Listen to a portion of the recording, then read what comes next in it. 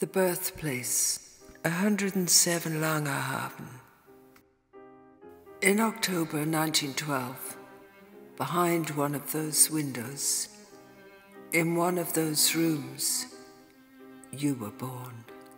You emerged from the slippery slopes of your mother's watery womb into a world of shimmering canals and a multitude of little bridges, clock-gabled houses, barges, and gin. And as I see it for the first time, how idyllic it all looks. The little cobbled streets beside the canal, the autumn leaves, calm reflections, so very lovely.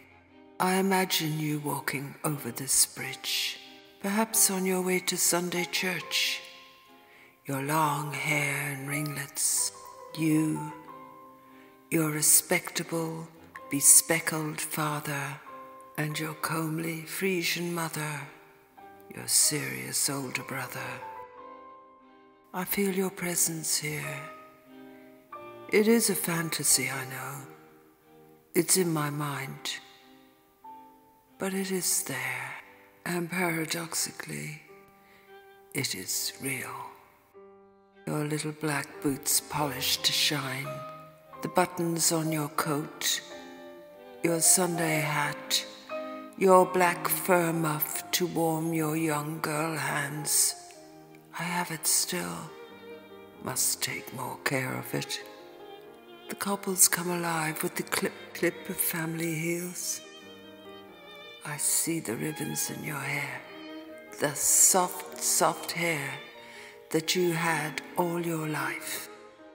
When your sister came along and you both walk arm in arm, two little giggling girls, and told to behave like young ladies, back straight, head held high, toujours avec élégance, your father said.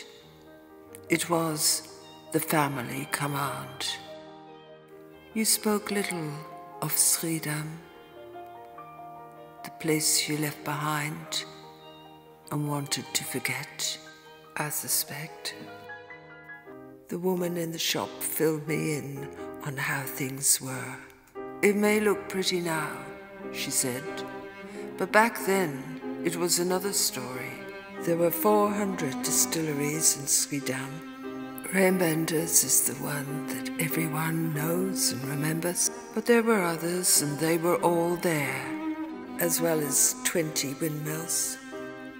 The air was polluted, foul. It was heavy, cloying, a brewing stench. A few citizens were well-to-do, but most were poor, and there was suffering. Nearly all the men worked at the distilleries making gin, Geneva. And the work was hard.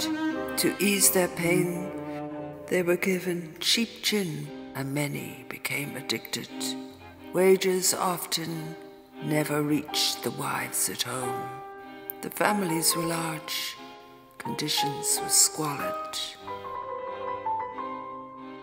It was la belle époque for some, but not for most here in Schiedam.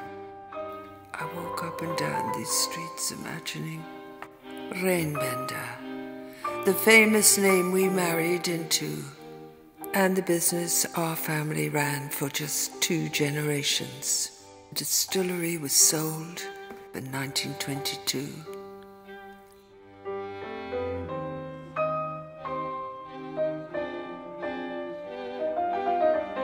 So many questions left unanswered. I wish I had come here whilst you were alive, dear Mama. You could have filled me in. Now, I just fantasize. How old were you when the family moved to this fine house in Den Haag? The road now hosts so many embassies. Maybe you all moved here for better air, away from the pollution and the drunken brawls. though you did live through the First World War. How did this affect you? How? I never heard you speak of it. Your nanny conversed with you in French, and you spoke German too, fluently. Then your mother died so young, in this very house, leaving 4 small children behind. And this sadness will be felt for still some time to come. We always knew you had lost your mother, and that from then on, everything had changed. Your stepmother was harsh and cruel. There were many stories of the terrible punishments inflicted on 4 small grieving children. We knew of those and lived with them. Anyone looking at the facade of this house back then would have said, how privileged are the children who live within. But things are not always what they seem. But this is where you were born. It is hard to imagine the modern Schiedam, now a place of tranquility, as an industrial zone. But if I concentrate hard enough, I can begin to feel it, and almost hear the noises, the sounds of the distilleries, the windmills turning. I can imagine the brewery smells and the drinking men, the streets full of unwashed, playful children with their homemade hoops. I can hear the ringing church bells of yesteryear.